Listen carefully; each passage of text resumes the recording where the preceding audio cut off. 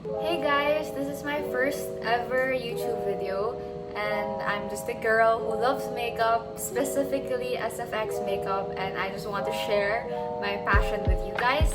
If you don't already know who I am, I actually came from TikTok, so if you're from TikTok, hello! Thank you for passing by and watching my first video. For those who don't know who I am, I'm Sam, and the look I'm going to be doing today is SFX, and this is gonna serve as a trigger warning because it could trigger other people who have a fear of holes. It's called Trypophobia, if I am saying it correctly. So if you're not a fan of that, you can just click off, or you could just like skim through the video. Anything is fine. Yeah, without further ado, let's get started.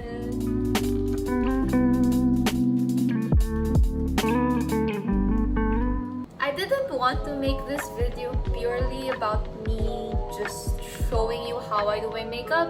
I wanted to answer questions that no one wants to know about, just so that I can fill the empty air, empty space. The first thing I'm going to do is my base makeup. So I'm going to use foundation first.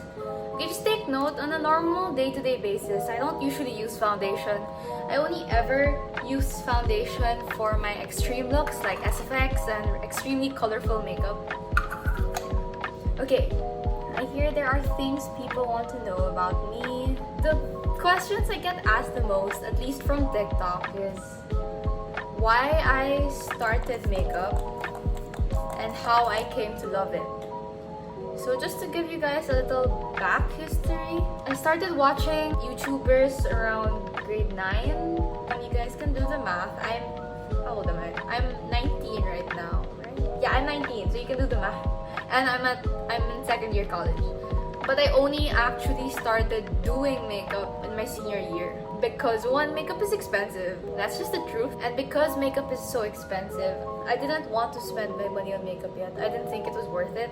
And unlike other people, I started with SFX makeup, not normal like pretty makeup with eyeshadow, blush, and everything. That came later. I started loving Halloween makeup first. So before, around grade 9 and grade 10, I used to do my Halloween makeup every year consistently.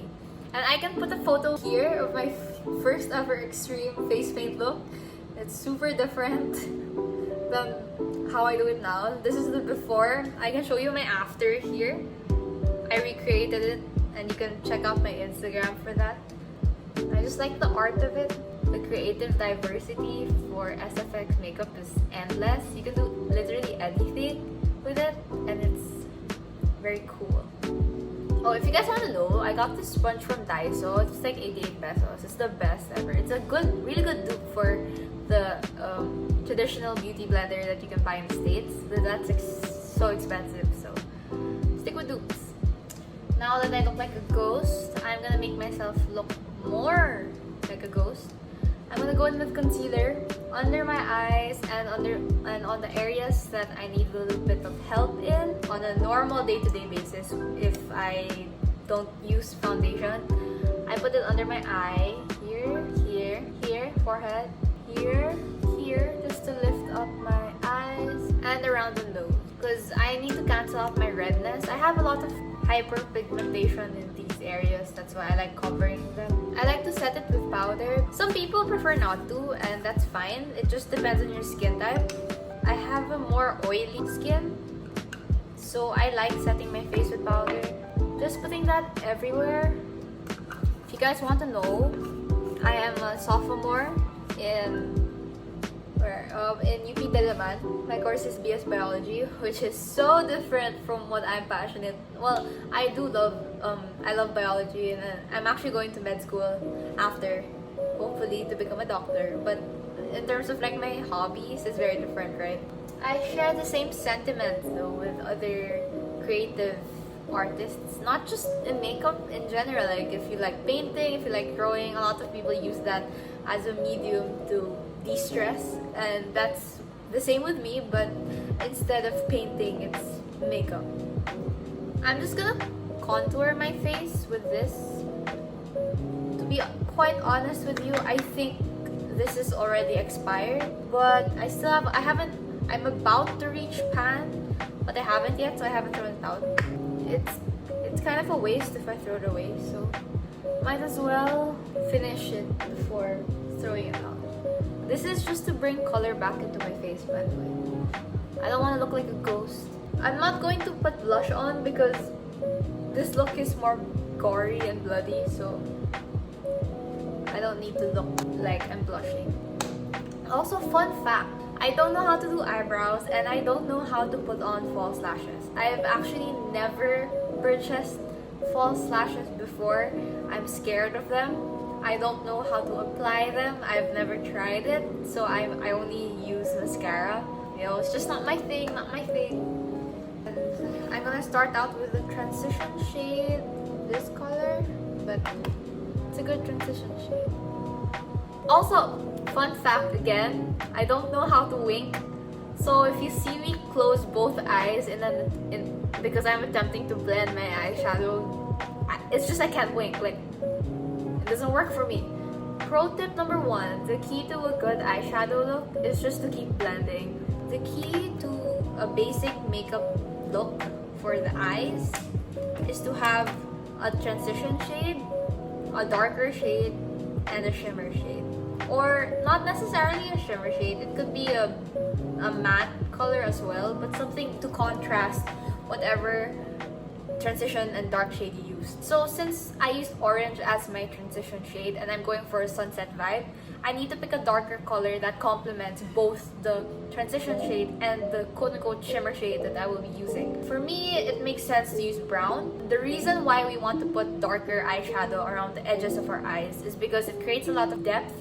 So when you look at it, sometimes it can make your eye look bigger, especially when it contrasts with the shimmer shade in the inner corner of your eyes later. Typically, for darker shades, you usually want a smaller brush so that you can get the corner of your eyes better. So you can see the difference. This is with a little bit of the brown. You can see it looks a lot better already. And that's the key technique. Also, again, go back to blending. So once you lay down the darker shade, go back with the same brush that you used for transition shade and just blend it together. The next thing I'm gonna do is cut my crease. Because it will be sunset themed, I usually use a very flat brush like this, or sometimes I use an eyeliner brush. I just put the concealer on my hand, and the technique I use for this is I put it on the brush and I just dab it here and look up, and that creates a line. Then I just connect the line. I'm just using the shade Parched from Jeffree Star's Thirsty palette. Disclaimer, I don't like him as a person, but you can't deny that his products are good. And this was just a gift to me, so I'm not going to waste it. I'm going to put on the shimmer gold shade on top, and then we need to get rid of that harsh line. Okay, you can see the yellow now. And then I'm gonna go back with the same brush I used for the transition shade and just go back in to blend it all out together. I'm gonna do the same with the other eye, and I'll be right back. Okay, I'm back. I also went ahead and did my eyeliner. The scar wax I use is from Ben Nye. The Ben Nye Nose and Scar Wax in the shade NY2 Fair. I actually bought this in Shopee. I can link it down below so that you guys can use it too if you would like to. The tools I'm using, they're from my dissecting kit because I can't dissect. It's COVID. We don't have face-to-face classes. I might as well use them for something, and that something is SFX makeup.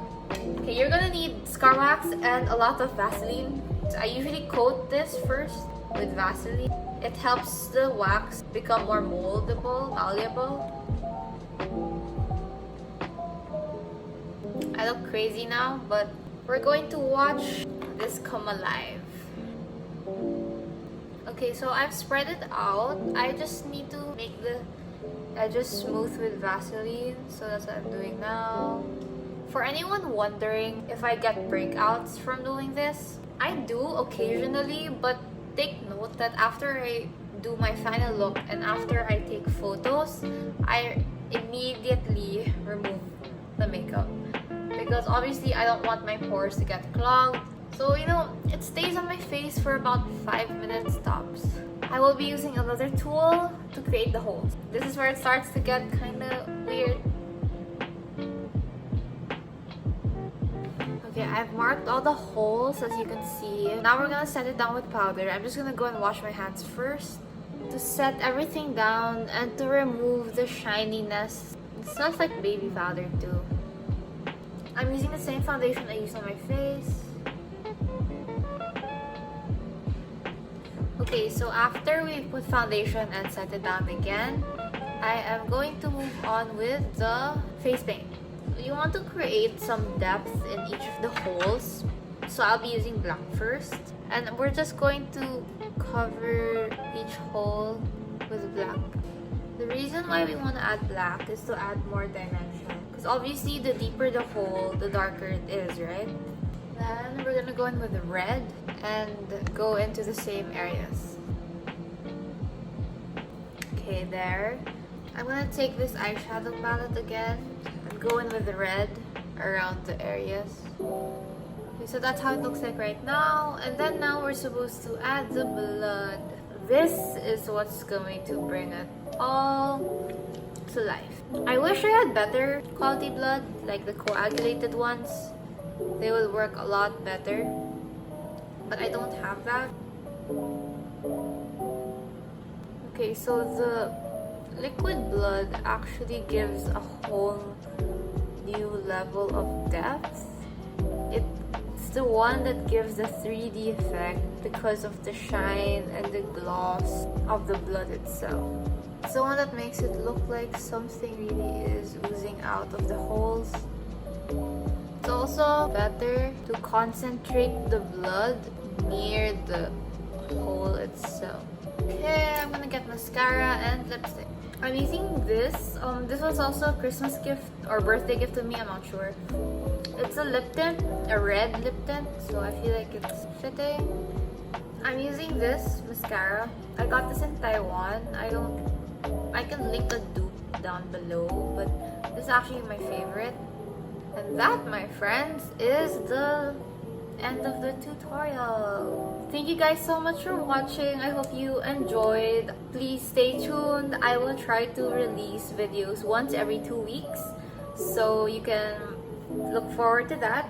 Thank you so much for watching.